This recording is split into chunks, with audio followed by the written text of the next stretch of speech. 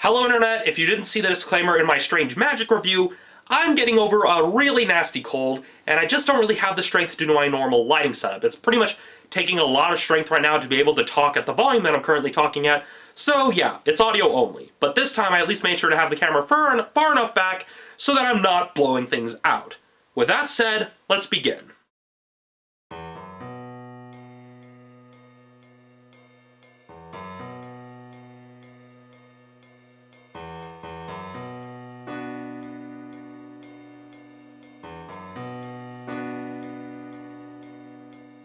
The best way to describe Mortdecai is that if they took the Peter Sellers Pink Panther films and gave them to Wes Anderson, this is the film you would probably get.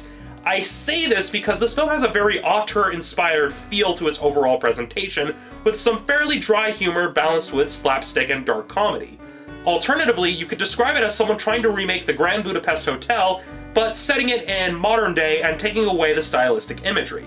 The main problem I found myself having with this film is that the character of Mortdecai can get a little bit tiring at certain points throughout the film. Some scenes the foppish nature of the character worked, but at others it got a little bit annoying. There's only so much you can do with that character archetype before it gets a bit dull. Another thing about the film that bothered me was its reliance on voiceover to move from scene to scene, coupled with some overly ambitious location transitions. While I got used to the voiceover after a while because at least it worked with the structure of the story, there were times where it didn't seem quite necessary. The scene transitions, on the other hand, felt like padding. It felt like they had to get it to a certain amount of runtime and basically used those transition sequences to pad things out. Like I said, it felt overambitious to say the least.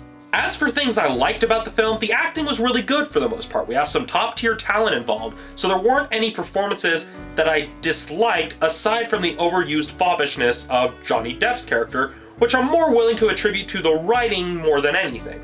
The comedy in and of itself wasn't bad, it just took me a while before I started laughing.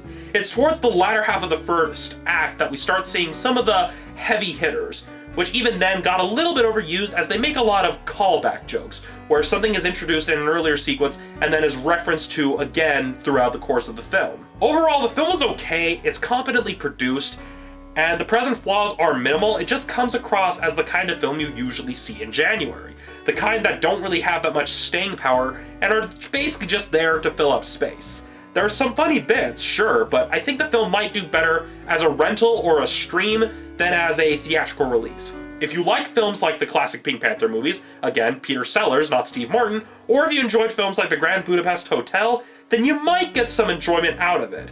It's a nice little diversion that doesn't leave much of an impact. Again, Dollar Theater, Netflix, or Redbox, because it's not really worth much more than a discounted matinee ticket. All of that said, Mortdecai gets a 3.5 out of 5. So that's it for this episode of Romney's Reviews. Thank you for watching. I'll see you all next time.